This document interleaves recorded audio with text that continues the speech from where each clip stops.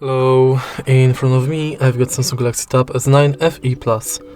In this video I'll show you how to set custom ringtone. In the beginning, let's go to settings and now enter sound.